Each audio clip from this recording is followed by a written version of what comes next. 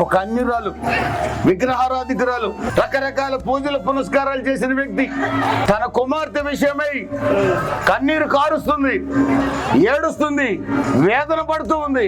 నా కుమార్తెను ఎవరు విడిపించగలరు? ఎవరు విడిపించగలరు?